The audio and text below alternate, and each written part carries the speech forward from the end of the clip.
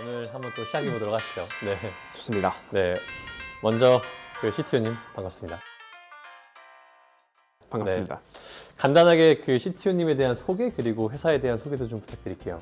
네, 저는 데일리샷이라는 주류 이커머스 플랫폼을 만들고 있는 회사의 CTO를 맡고 있는 최희재라고 합니다. 데일리샷에 대한 서비스에 대해서 간략하게 소개해 주시면 좋을 것 같아요. 네, 저희 지금 데일리샷은 술을 인터넷으로 주문을 하고 그다음에 저희랑 제휴 맺은 매장으로 배달이 오면은 고객이 그 매장에 직접 찾아가서 픽업을 하는 서비스를 주력으로 하고 있습니다. 또 주류 스타트업이다 보니까 뭐 그냥 약간 아이스 브레이킹의 느낌으로 CTO님도 혹시 또 술 좀 좋아하시나요? 네, 술 좋아해서 이해서 들었습니다. 이게 또 어떻게 보면 팀원분들한테는 복지일 수도 있겠어요. 그렇죠. 네, 네. 최고의 복지죠. 네, 저도 술을 너무 좋아해가지고 나중에 한번 놀러 가겠습니다. 좋습니다. 그러면 그 CTO님께서는 언제 그리고 어떻게 이제 이 데일리샷에 합류하게 되셨을까요? 저는 지금 합류한 지 한 7년 정도 됐는데요. 그때가 대학생이었습니다. 네. 그래서 대학생 때 국가 사업으로 대학생과 스타트업을 매칭시켜주는 사업이 있었습니다. 네. 그래서 그때 처음 아까 말씀드린 것처럼 회사에서 술을 마실 수 있습니다라는 문구를 딱 보고 네. 여기가 내가 다닐 회사다라는 생각에 지원을 하게 됐고 네. 그때 잘 맞아가지고 회사랑 합류를 하게 되었습니다. 그럼 CTO님 좀 궁금한 게 네. 제도를 통해 가지고 사실은 딱 이 데일리샷 회사뿐만 아니라 다른 곳들도 아마 좀 이렇게 보셨을 것 같기도 한데 네, 맞습니다. 근무 중에 술을 마실 수 있다는 장점 말고 네. 그래도 여기서 뭔가 한번 해봐야겠다라고 마음 먹으신 약간 계기 같은 게 있으신가요? 네, 되게 좋은 질문인 것 같은데 네. 그때 5개 정도의 기업을 제가 선택을 할 수 있었습니다. 그래서 1지망, 5지망을 선택을 할 수 있었는데 대부분 회사들이 다 완전 팀빌딩을 하는 단계 회사들이었거든요. 네. 그런 회사들만 참여할 수 있는 국가 사업이었는데 네.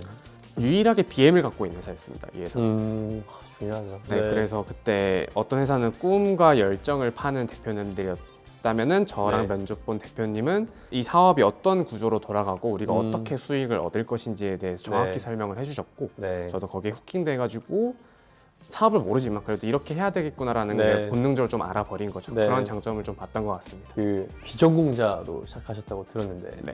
어떻게 개발자로 커리어를 전환하셨고 또 그러다가 또 CTO까지 되셨는지 한번 설명해 주셔도 좋을 것 같아요. 여기 와서 이런 인터뷰를 해서 기분이 좋은 게 제가 멋쟁이사처럼이라는 동아리 덕분에 네.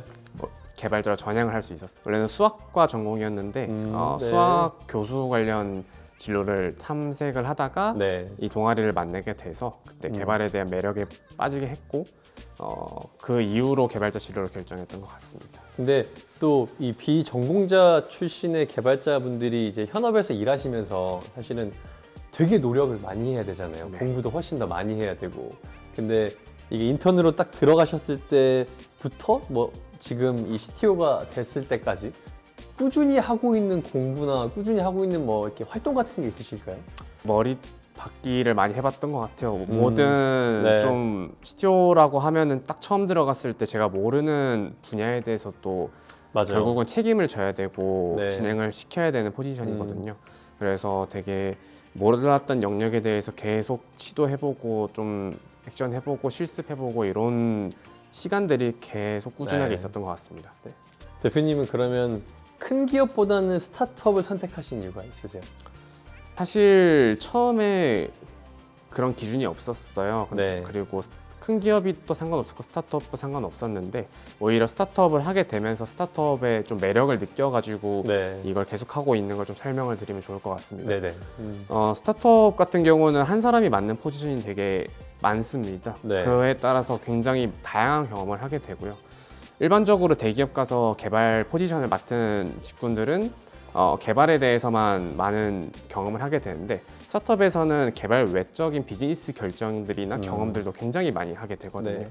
이런 부분들이 뭐 누구한테는 필요 없는 경험일 수도 있겠지만 저한테는 굉장히 성장을 위한 좋은 경험들이었고 네. 그런 경험들을 통해 가지고 많이 성장할 수 있었고 거기서 네. 매력을 좀 느꼈던 것 같습니다. 근데 되게 공감돼요. 사실 특히 초기 스타트업의 C레벨 분들은 내가 안 하면 아무도 안 하는 형태의 포지션이잖아요. 사실. 그렇죠. 내가 비어버리면 기능이 아예 없어지는 상황들이 네, 되게 그쵸. 많다 네. 보니까 그 과정에서 사실은 배울 수 있는 것도 많고 그렇기 때문에 의사결정 권한도 책임은 분명히 무겁지만 훨씬 더 많은 부분 누릴 수 있는 것 같기는 합니다. 네. 그게 매력인 것 같습니다. 스타트업 뽕이라고 해야 될까요? 뽕이죠. 네, 이게 한번 빠지면 어떻게 보면 또 계속 스타트 업계에 머물 수밖에 없는 형태의 매력이 저는 분명히 있다고 생각합니다. 네. 서비스에 대한 이야기, 네. 데일리샷에 대한 이야기로 조금 더 넘어가 보도록 하겠습니다. 네. 국내 최초 프리미엄 주류 멤버십이라는 독특한 서비스를 지금 운영을 하고 계시는데 네. 혹시 이 서비스를 기획하게 된 특별한 계기가 있으셨나요? 사실 처음에는 저희가 월 구독제를 시작을 해서 웰컴 드링크라는 사업을 했었습니다. 네. 그래서 그때는 프리미엄 주류 멤버십이라는 타이틀을 시작을 했었는데 그때 대표님께서 좀 칵테일 바나 이런 바들 대학생 때 돌아다니는 걸 좋아하셨어요. 네. 근데 거기서 먹는 칵테일 한 잔이 구독권 멤버십이랑 가격이 비슷하고 네. 그다음에 칵테일바 사장님들은 학생들이나 아니면 직장인들한테 본인의 가게를 좀 마케팅하고 싶어하는 채널을 찾고 싶고 네. 이렇게 양 사이드의 니즈가 있는 것을 확인하고 네.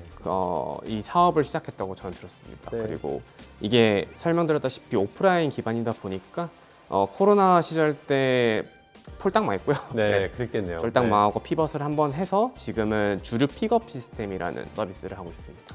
아마 한 2015년도, 16년도 때 주류 관련된 스타트업들이 꽤 많았었던 걸로 기억을 하거든요. 네, 근데 그때도 한참 기사에 많이 나왔었던 게 법적인 이슈, 맞습니다. 제도적인 이슈에 대한 것들이 되게 많이 나왔었던 것 같아요. 되게 아마 고민 많이 하셨을 것 같은데 네. 어떤 고민하셨고 어떻게 해결하셨나요? 기억에 남는 법적인 이슈가 두 가지가 있었던 것 같은데 안 그래도 코로나 때문에 기존의 사업을 접게 되고 그때 무엇을 할지에 대해서 팀원들이 굉장히 많은 논쟁을 펼치는 과정 중에 하늘의 계시처럼 운이 좋게 스마트 오더라는 법이 풀렸습니다. 네. 이제 이게 방금 저희가 서비스하고 있는 인터넷에서 술을 주문하고 매장에서 픽업하는 네. 법 규제를 푼 법의 이름인데요. 네. 과거에는 온라인으로 술을 주문할 수 있는 것은 전통주에 한정됐었고요. 맞아요. 네. 그 이후로 위스키, 와인 같은 프리미엄 주류까지 또 주문을 할 수 있게 됐었던 거죠. 네. 그래서 그때 이 법의 흐름을 타가지고 저희가 사업을 피봇할 수 있게 된 계기가 있었고요. 네. 이걸 시작하면서부터 저희가 마케팅을 많이 해야 되는데 주류 같은 경우는 또 마케팅에 대한 제한이 엄청 강합니다. 맞아요. 막 시간 제한도 있고 막 그렇더라고요. 네, 시간 제한도 있고 그다음에 사실 이게 19세 미만은 소비를 할 수 없는 네. 물건이다 보니까 맞아요. 그거에 대해서 광고를 할 때 워딩을 어떻게 쓴다든지 노출을 어떻게 시킨다든지 시간을 어떤 때로 해서 푸시알을 보내야 된다든지에 대한 고민이 되게 많았고 그거에 대한 뭐 신고도 사실 많았었고 네. 저희가 처음 하다 보니까 좀 그런 과거의 이슈들이 좀 기억이 나는 것 같습니다. 근데 사실 그런 고생하면서 팀 엄청 끈끈해졌을 것 같아요. 아, 네, 그렇죠. 그렇죠. 그 이제 서비스 들어가서 보니까 네. 뭐 CU나 신라면세점과 막 이렇게 큰 기업하고도 제휴 많이 하셨더라고요. 이 사업을 하면서 좀 이렇게 자연스럽게 흘러갔었던 건가요? 아니면 우리 팀에서 좀 적극적으로 태핑을 해서 얻어낸 결과라고 볼까요? 거의 자연스럽게 흘러 들어왔던 것 같아요. 사실 저희 입장에서는 CU나 신라면서점이 굉장히 큰 회사와 제휴를 하고 좋은 기회이거든요.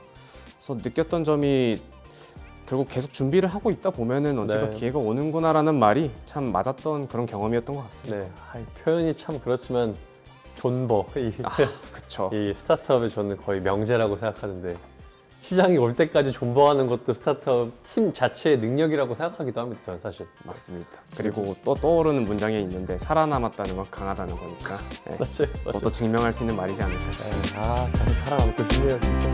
살아남아야 됩니다. 살아남아야 됩니다.